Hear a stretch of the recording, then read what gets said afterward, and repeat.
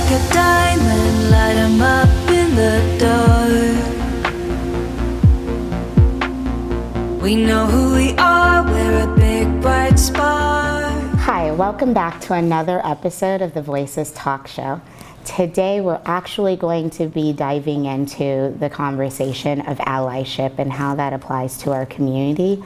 Our last panel we discussed white privilege, and while I did talk about discussing the black and brown police experience at the end of that episode, we will actually be doing that next episode. And this episode we just want to make this a simple transition from what we were talking about in the previous episode about white privilege.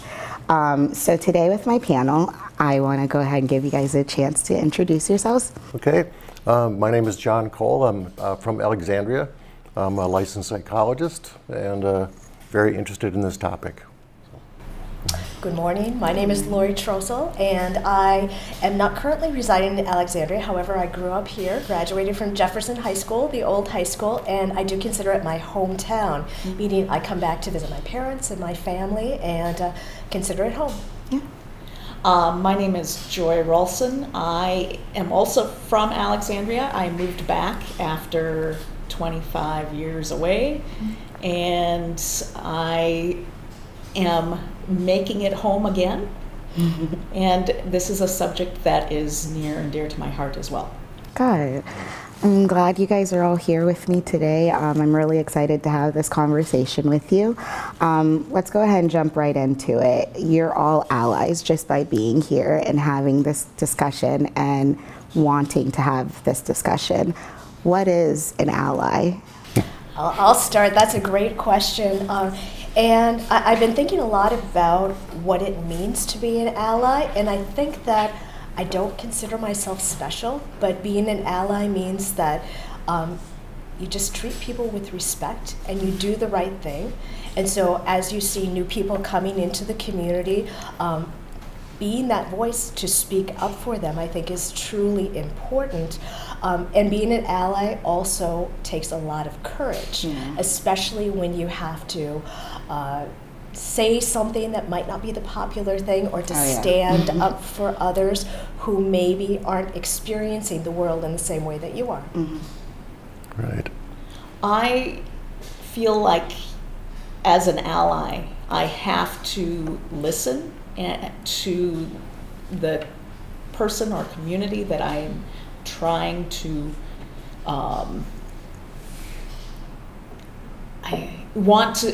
that I'm trying to be part of and also protect, and also serve as a bridge to a wider community. As such, I really need to listen. I really need to examine my own prejudices and make certain that they do not become how I view the world, that I'm always asking those questions of myself. And I read something this week, as I was trying to articulate it best, is that you don't have to be perfect to be anti-racist. That you may make horrible mistakes, but as long as you're willing to not be defensive and be willing to be called out by people or call yourself out, like, I think that's very important. Yeah, I think, of course, the very first thing to do is to be able to be uncomfortable in those spaces with yourself and acknowledge your own biases, I guess, in certain situations. But yeah, I think it takes a lot of courage to be able to speak up when it's not the most popular opinion. Yeah, I think it's ongoing work to make sure that we see human beings as equals. That's what racism is about, is not being equal. So that the work of an ally is to make sure we kind of dig down to the deeper layers of our own experiences. Growing up as a white male in a racist culture, it's ongoing self-assessment and openness, a lot of listening, a lot of asking questions, and and making sure that we see human beings as equals, regardless of gender and status and race and ethnicity. So. What was your personal experience that made you actually make a conscious decision to be an ally? Well, for me, it started back in the 70s with a group of women that were real strong feminist women who re-educated me over about 6 years. 6 years, and they actually became wonderful, dear friends of mine, and really influenced my life a great deal. And it had to do with understanding how power works, power, gender power, and racial power, and class power, and those kinds of things. So, when I first was exposed to the idea of sexism, then it made me want to understand power more, and that immediately to race and class. So, yeah, it's been a long journey. Relates. Right. I don't know if there was a particular starting point for me, but what I find is fascinating is I try to, like you said, look at the individual piece, but then I look at the systemic piece and how we're navigating in systems that are designed to really set up to have some people that are less than. Based on no reason other than it could be the color of their skin or their gender, Right. and how if we truly want to dismantle those systems, I think that we have to look at both the personal as well as the systemic, and frankly, that's hard. Yeah. For me, it was both at a personal level. When I was a freshman in college, I signed up for a study abroad program, and I moved to Zimbabwe. And, Wow. Wow. And so those first few instances of being aware of myself as a minority in the room, and seeing how both visible and invisible I was at times. I still had plenty of privilege as an American, but it was eye-opening To see yourself in that space of being the minority. Yeah. Do you think, I feel like a lot of the times when I'm having these conversations, I realize, of course, a lot of it has to do with the exposure of a lot of people not having been around, a lot of people of color, or even people of different sexual orientations, or even anything that, any marginalized group of people, a lot of people haven't had the opportunity to actually engage with that.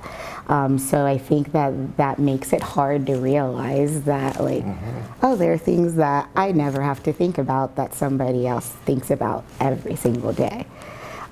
So in terms of why is that something you think that's important for us to do in this community? How is that going to help our community by being more aware of allyship, or even trying to take that on as a personal challenge?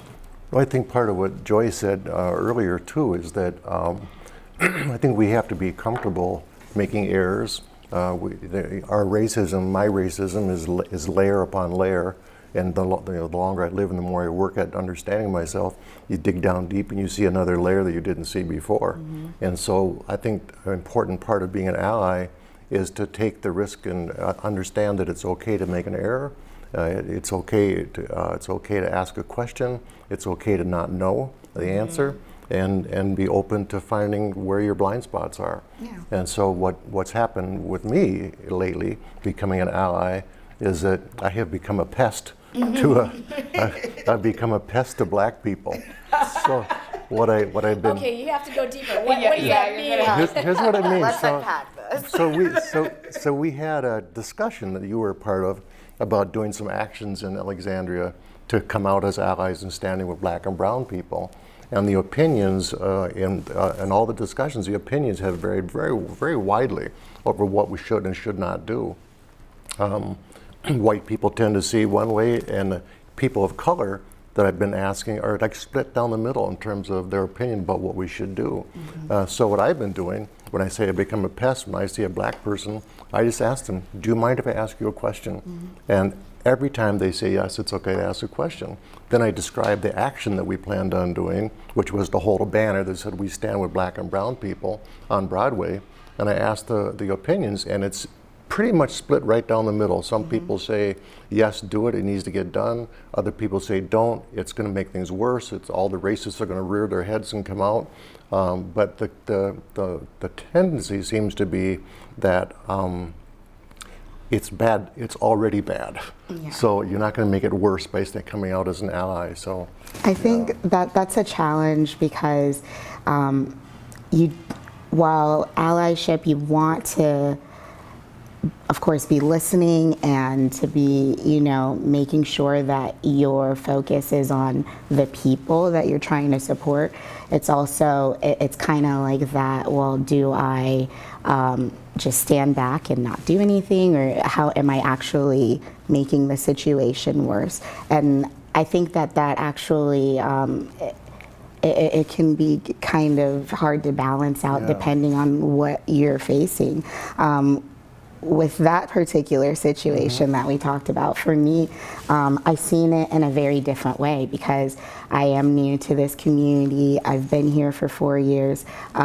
So I've experienced living in a community where I feel like a part of the community, where I don't feel, marginalized, or I don't feel, any kind of discrimination. I've been part of that most of my life. So coming here, it was like, oh my gosh, this is normal here. And I think for me, it's been hard to come to terms with that and to accept it.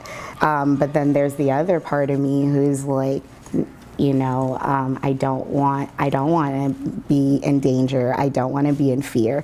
Right. But for me and my family personally, we live in that regularly, and I saw that when you came up with that concept, I was so impressed and touched because it feels good to know that somebody wants the same things that you want, and I don't see it as a negative thing.